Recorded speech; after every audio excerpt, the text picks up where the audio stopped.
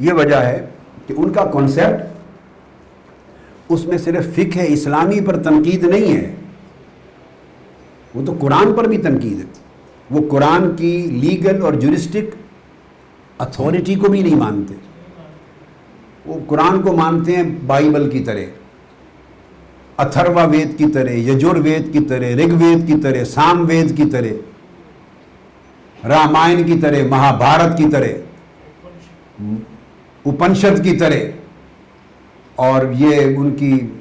جو مختلف کتابیں 3 باسکٹس ہیں مہاتما بدھ کی، ان کی طرح، کنفیوشس کی تعلیمات کی طرح. ان کے ہاں جو پوری ہسٹری کا مشاہدہ ہے، یہاں آ کے کیس بدل گیا. یہاں کیس بدل گیا. لہذا وہ ان کے پرسیپشن اور کنسیپشن میں بھی دین نہیں ہے. اس وجہ سے وہ قرآن کو کہتے ہیں کہ وہ لیگل اتھارٹی نہیں ہے.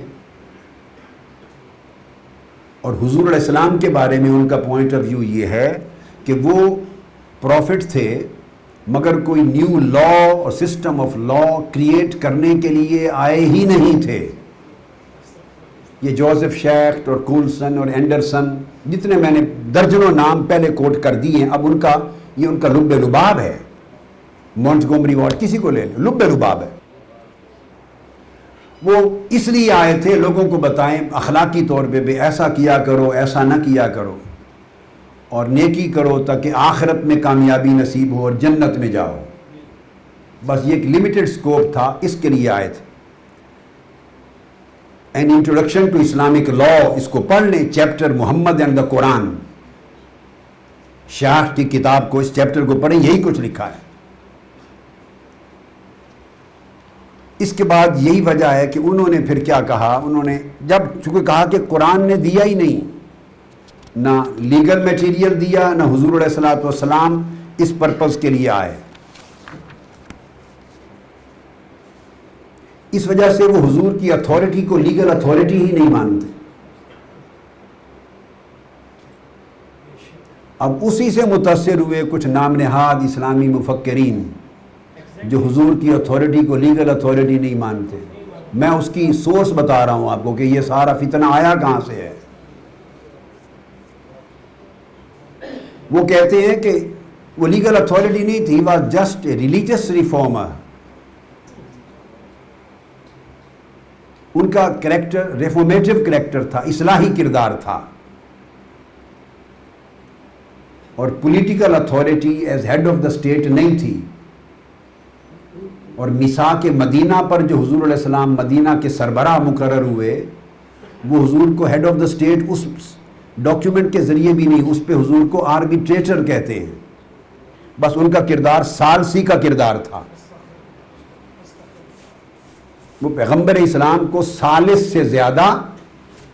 نہیں مانتے کہ قبیلوں نے مل کر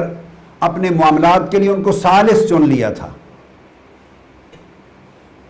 That's why he didn't possess any kind of constitutional or legal or political authority. Arbitrator تھا حضور کا کردار،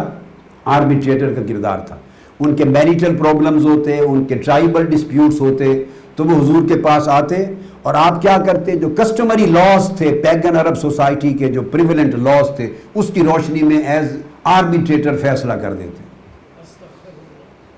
یہ ان کا کنسیپشن ہے اباؤٹ ہولی پروفٹس پوزیشن. ہم بات کر رہے تھے اورینٹسٹک ویو، اورینٹلسٹک ویو اسلامک فقہ کے بارے میں کیا ہے. اس میں پہلی بات میں نے یہ عرض کی ترتیب کے ساتھ جو میں ریپیٹ کر رہا ہوں کہ وہ قرآن کو سورس آف لا تسلیم نہیں کرتے، اور حضور علیہ الصلوۃ والسلام کا رول ایک ریفارمر کا اور آربیٹریٹر کا مانتے ہیں، لا گیور کا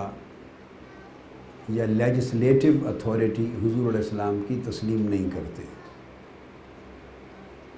اسباب پر تفصیلی گفتگو کر دی ہے کہ یہ ویژن ان کا کیوں ڈیولپ ہوا۔ پھر اورینٹلسٹس جو مستشرقین کہلاتے ہیں، ان کا پھر دوسرا پرابلم یہ ہے جو تھیوری ڈیولپ کی، اس کا مطلب یہ ہوا کہ ان کے ہاں اسلامی فقہ یا احکام شرعیہ نہ تو قرآن سے ثابت ہیں اور نہ حدیث اور سنت نبوی صلی اللہ علیہ وآلہ وسلم احکام شرعیہ اور احکام فقہیہ کا مصدر اور ماخذ ہے۔ وہ کہتے ہیں کہ پھر پہلی سینچری کا طریقہ یہ تھا، پہلی صدی، یہ میں ان کی پوری اورینٹلسٹک تھیوری دے رہا ہوں، یہ تھا کہ جو مسلمانوں کی پھر لیگل پریکٹس تھی خلافت راشدہ کے دور میں، عہد صدیقی، عہد فاروقی، عہد عثمانی، عہد علوی، اور پھر بنو امیہ کا جو دور گزرا پورا پہلی صدی، اس میں خلفاء کی جو ڈیسیجنز تھے، ججمنٹس تھیں، جن کو ہم صحابہ کرام کے قضایا بھی کہتے ہیں، آثار صحابہ بھی کہتے ہیں، ان کے فتاویٰ بھی کہتے ہیں، وہ کہتے ہیں کہ جو مسلمانوں کی فقہی اور شرعی جو پریکٹسز تھیں، ان کے معمولات، اور جو قضایا یعنی جو پرابلمز، جو ایشوز اور جو ڈسپیوٹس خلفاء راشدین کو اور خلفاء کو بعد ازاں یا گورنرز کو، صوبوں کے امراء کو ریفر ہوتے اور اس میں جو وہ فیصلے کرتے یا اپنی اوپینینز دیتے، یا صحابہ کرام سے اگر کوئی مسئلہ پوچھتا تو وہ اپنی پرسنل جورسٹک اوپینین دیتے، یعنی اس کو وہ ذاتی فقہی رائے سے تعبیر کرتے ہیں، وہ دیتے، یا پھر تابعین اپنی فقہی رائے دیتے مختلف ایشوز پر۔ وہ کہتے ہیں کہ پھر ان کو جمع کیا، یہ سارا فقہ، الفقہ الاسلامی کا گویا مواد بنا، سبسٹنس تیار ہوا، جس میں میں نے آپ کو پہلے عرض کر دیا کہ اس میں اور وہ جو فیصلے دیتے، جو اوپینینز دیتے، اس کی اصل وہ پہلے بیان کر چکے ہیں کہ اس کی اصل وہ قرآن اور سنت کو نہیں مانتے، کہ وہ جو فیصلے دیتے، اپنی اوپینینز دیتے، ایڈمنسٹریٹو پالیسیز اپنی صادر کرتے، آربیٹریشنز کرتے، اپنی ججمنٹس دیتے، اس کی بنیاد قرآن اور سنت نہیں تھی۔ یہ اورینٹلسٹس اور مستشرقین کا نقطہ نظر ہے، اس لیے کہ ان کے نزدیک قرآن اور سنت تو شرعی احکام کا اور فقہی احکام کا مواد فراہم ہی نہیں کر رہے تھے، لہٰذا یہ چیزیں بیس کرتی تھیں لوکل عرب کسٹمری لا پر، جو کسٹمری لا تھا، پیگن عرب سوسائٹی کی جو ٹریڈیشنز تھیں، ان کی جو روایات تھیں، ان کے ہاں جو متداول قوانین دور جاہلیت میں چلے آ رہے تھے، یہ اس پر بیس کرتے تھے، اور وہ کہتے ہیں کہ انہی روایات کو اور خلفاء کے انہی طور طریقوں کو اور ایڈمنسٹریٹو پالیسیز کو، ان کو اوائل دور میں مستشرقین کا نقطہ نظر یہ ہے کہ اسی کو سنت کہا جاتا تھا، اور سنت کا معنی ہے طریقہ، پالیسی، ٹریڈیشن، روایات۔ وہ حدیث نبوی کے معنی میں نہیں لیتے انیشلی، تو یہ سنت تھی ان کی، اور سنت الخلفاء الراشدین المہدیین کا یہ معنی نکالتے ہیں، جو انہوں نے فیصلے دے دیے تو یہ سنت تھی، یہ لیونگ ٹریڈیشنز تھیں۔ اور بعد میں کہتے ہیں کہ پھر اس کے بعد وہ ان آراء پر جب جورسٹ، فقہا اور اہل علم جمع ہو گئے اور زیادہ آراء کسی ایک موقف پر مجتمع ہو گئی تو یہ کنسنسس آف اوپینینز بن گیا، اس طرح وہ کہتے ہیں کہ اجماع وجود میں آیا، اجماع کا کنسیپٹ۔ تو اس طرح سنہ اور اجماع ان کے خیال میں یہ اس کی بنیادی ریزن ہے۔ اس کی کسی شرعی حیثیت کے وہ قائل نہیں ہیں، اس لیے کہ جب وہ قرآن ہی کی کو شرعی ماخذ احکام اور سنت نبوی کو بھی شرعاً ماخذ احکام یا مصدر احکام نہیں مانتے، تو پھر خلفائے راشدین یا بعد کے دور کو کیا مانیں گے؟ اس کے بعد وہ کہتے ہیں کہ جب دوسری صدی ہجری آئی، امید یعنی دور اموی کا جو وسط دور جا رہا تھا،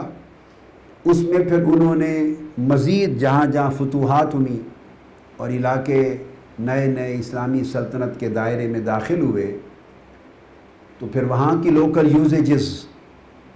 ان کی عادات، عرف اور عادہ اور مقامی کسٹمز یہ داخل ہوتے گئے، اور لیگل کنسیپٹس جو ایگزسٹ کرتے تھے وہ اس میں ایڈ ہوتے گئے، اور میگزمز کہ وہ جو جوئش لاء سے اور رومن لاء سے اور گریک لاء سے جو کنسیپٹس چلے آ رہے تھے، ان کے مقولے قانونی، تو وہ میگزمز ایڈ ہو گئے، اور ان میگزمز کو جو جوئش لیگیسی تھی، جو رومن لیگیسی تھی، جو سیسانین لیگیسی تھی، جو سٹوئک لیگیسی تھی ان تہذیبوں کی، تو اس کو بھی انہوں نے سنت کا نام دے دیا فقہا نے۔ یعنی سنت کو وہ حضور علیہ السلام کی طرف منسوب کرنے کی بجائے ہر وہ چیز جو کسی بھی روایت کے طریقے سے وہ داخل کرتے تھے اس کو سنت کہتے تھے، ھذہ سنت۔ یہ ان کی اپروچ ہے۔ چنانچہ اسلامک لاء اور الفقہ الاسلامی،